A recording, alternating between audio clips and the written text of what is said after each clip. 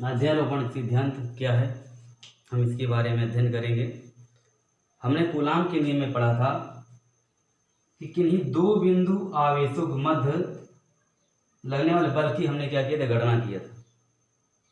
अध्यारोपण सिद्धांत में हम क्या करेंगे, यदि कई आवेश एक साथ स्थित हो, यदि कई आवेश क्या हो एक साथ आपके स्थित हो, तो सभी आवेशों के कारण किसी एक विशेष आवेश पर लगने वाले बल की गणना करने के लिए हम अध्यारोपण के सिद्धांत का उपयोग करते हैं।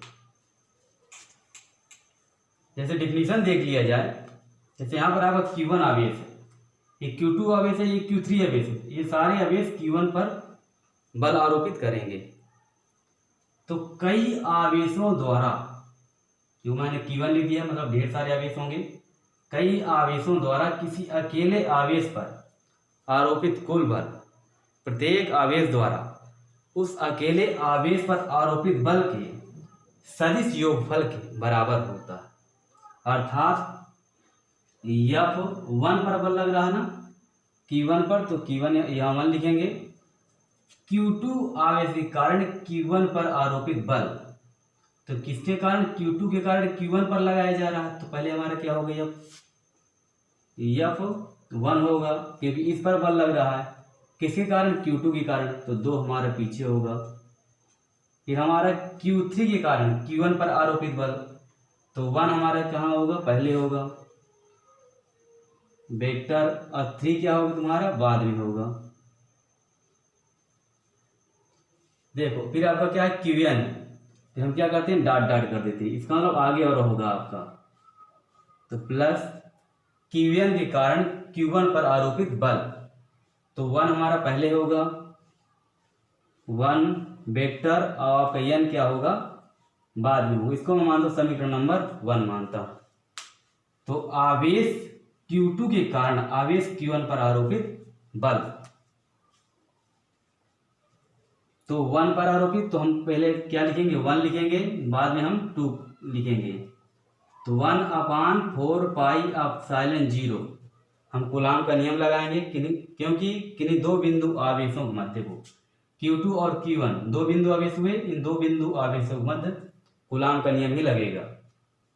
तो Q1 इंटू Q2, इसकी दूरी क्या होगी, Q2 से Q1 की ओर होगी, तो देखें तो R2 से R1 होगा, मतलब R स्क्वायर 2 1 रहेगी, R कैप 2 1, ये क्या दिखाएगा, दूसरे आवेश से पहले आवेश की दिशा में एक सदिश, दूसरा आवेश हुआ, ये पहले आवेश हुआ, दूसरे आवेश से पहले आवेश की दिशा में एकांक सदिश या फिर एकक सदिश।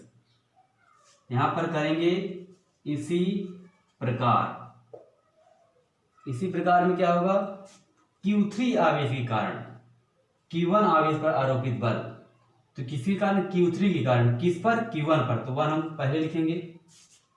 F13 वेक्टर, यहां पर भी कूलाम का नियम लगेगा, क्योंकि यहां पर तुम्हारा Q1 आवेश है और Q3 है, तो यहां पर हमारा क्या आएगा, Q1 से Q3 अपान क्या हो, दूरी क्या हो जाएगी, Q3 से Q1, तो मतलब R3 1 हो जाएगी, R स्क्वायर 3 1 यहाँ पर हमारा हो जाएगा, यही आ जाता है यहाँ पर 3 1। ये क्या दिखाएगा, आवेश तीसरे आवेश से पहले आवेश की दिशा में एकांक सदिश दिखाएगा।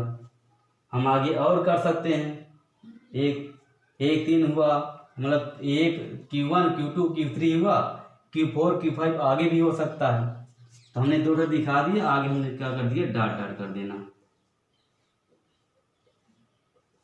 मतलब आगे और होगा। अब हम क्या करेंगे, Q1 आवेश के कारण Qn आवेश के कारण Q1 आवेश पर आरोपित बल, तो हमारा क्या होगा, यह किसके कारण, Q1 के कारण Q1 पर, तो 1 हमारा कहाँ होगा, पहले होगा, n हमारे कहाँ होगा, बाद में होगा।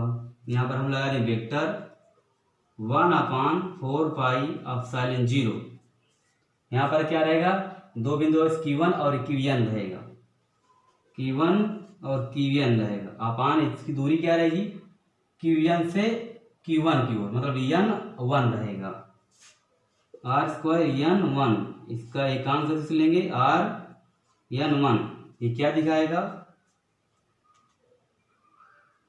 Qn आवेश से Q1 आवेश की दिशा में एकांक सदिश दिखाएगा।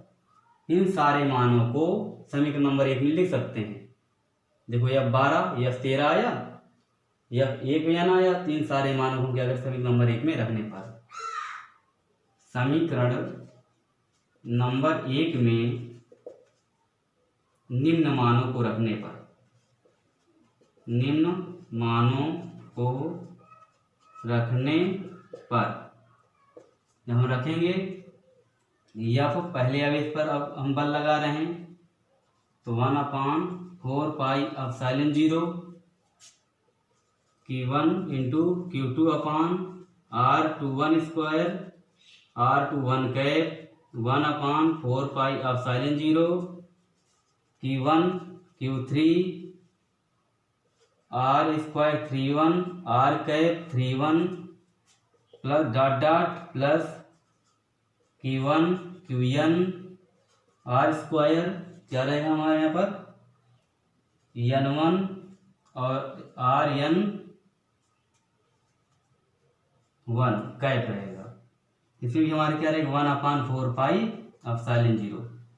देखा जाए इसमें कामन क्या है, कामन क्या होता है जो सब में मिले, तो 1/4πε0 1/4πε0 1/4πε0 मिल रहा है, तो हम क्या करेंगे, सारे मान उसमें रख देंगे। देख लीजिए एक बार, तो हम रखेंगे यहाँ पर ये सारे, मतलब 1/4πε0 क्या आपका कामन है, तो कामन लेंगे तो क्या होगा हमारा 1/4πε0, अंदर क्या बचेगा आपका Q1 Q2 अपान R square 21 R cap 21 Q1 से Q3 रहेगा, अपान हमारा क्या रहेगा 31 R 31 कैप होगा, डॉट डॉट यहाँ पर हमारा क्या होगा Qn R square n R cap n1, इसको मान लो समीकरण नंबर 2 मान लेते हैं। यहाँ पर कर देते हैं हम इसी प्रकार, यहाँ इसी प्रकार करेंगे। ये तुम्हारा किस बल, तुम्हारा क्या था, F1 बल था, F1 बल बराबर 1/4πε0, ठीक। तो हम इसी प्रकार करेंगे, हमने Q1 मतलब Q1 आवेश पर सारे आवेश क्या कर बल लगा रहे थे, एक बार हम दिखाएंगे Q2 आवेश पर, तो Q2 आवेश पर आरोपित कुल बल कम से कम 2 दिखा देते हैं।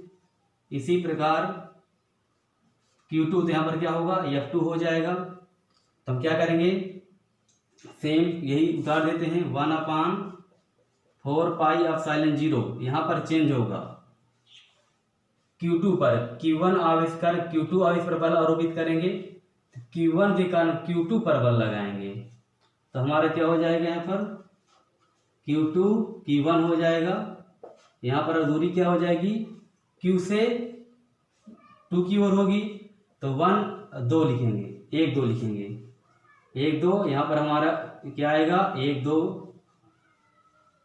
कैप प्लस यहाँ पर क्या हो जाएगा आपका Q3 आवेश के कारण Q2 आवेश पर आरोपित बल, इसकी दिशा क्या होगी Q3 से Q2 पर होगी अगर करेंगे तो हमारा क्या आएगा यहाँ पर Q2 Q3, तो हमारी दिशा क्या होगी Q3 से 2 की ओर 3 2, यहाँ पर कैप हो जाएगा 3 2 प्लस डॉट डॉट फिर प्लस करेंगे Q1 का Q2 पर बल एक बार आरोपित कराएंगे, तो क्या हो जाएगा हमारा Qn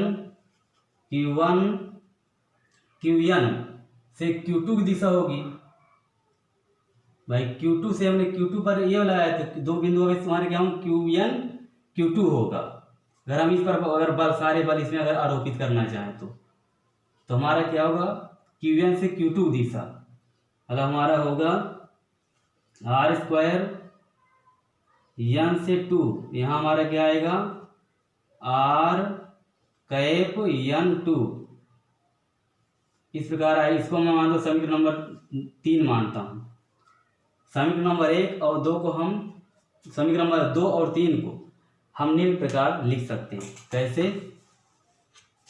समीकरण नंबर 2 और 3 को निम्न प्रकार से लिखा जा सकता है। जब लिखेंगे आपका F1 है वेक्टर 1/4 पाई एप्सिलॉन 0। देखो हम इसको जोड़ेंगे तो सब में क्या लगा देंगे, सिग्मा लगा देंगे। आपका धन धन लगा है, मतलब इसके आगे और हो तो क्या करेंगे सिग्मा। सिग्मा आपका धन योग चिन्ह को प्रदर्शित करता है आपका। यहाँ पर यन, यहाँ पर हम आई मानते हैं। देखा जाए यहाँ 2 3 4 ऐसे बढ़ रहा है तो आई बराबर तुम्हारा क्या होगा 2 3 4, मतलब आगे जाएगा। इसको हम एक बार 2 मान लेते हैं कि 2 3 4, यहाँ पर हम क्या लिख देंगे आई लिख देंगे। और देखा जाए तो इसमें बदल क्या नहीं रहा, 1 1 1 आपका क्या कांस्टेंट है। तो आई बराबर क्या होगा डज नॉट इक्वल 1, मतलब 1 बदलेगा नहीं। तो हमारा यहाँ पर क्या आ जाएगा क्यू एन आई 2 के स्थान पर क्या आ जाएगा आई आर स्क्वायर 2 के स्थान पर हमारा आ जाएगा आई, ये हो जाएगा 1। इसी प्रकार हम क्या करेंगे इसमें करेंगे तो F2 वेक्टर 1/4 पाई एप्सिलॉन 0। यहाँ पर सिग्मा लगाएंगे। देखो अंदर जोड़ है तो यहाँ पर यन, तो यहाँ पर देखो तुम्हारा क्या, देखो 1 2 नहीं बदल रहा, ऊपर 1 3 बदल रहा है। तो हम क्या करेंगे आई बराबर लेंगे 1 मानेंगे, बदल क्या नहीं रहा 2 नहीं बदल रहा।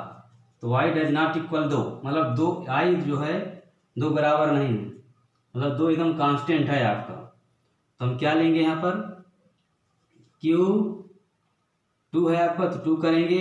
Q आपका 1 3 ऐसे बढ़ रहा है तो आई मान लें, क्योंकि ये value Q1 Q2 Q1 Q3 ऐसे बढ़ रही है। अपान क्या होगा आपका, अपान में यहाँ पर देखो और एक चीज लिख दीजिए वेक्टर, ये देखो आर कैप आई 1, ये भी रहेगा आपका। अब देखो इसमें आ जाइए तो यहाँ पर क्या हो जाएगा आपका, बदल क्या नहीं रहा 2 नहीं बदल रहा। तो 1 के स्थान पर हमारा आई आएगा, 2 नहीं बदल रहा, जो तो स्क्वायर स्क्वायर हो जाएगा। और सूत्र में आर कैप आई 2, ये हमारा क्या हुआ अध्यारोपण का सिद्धांत हुआ। क्या था, कई आवेशों द्वारा, जब कई आवेशों द्वारा किसी अकेले आवेश पर आरोपित बल कि सदिश योगफल क्या होता है आपका बराबर होता है। यही आपका सिद्धांत है, देख लीजिए।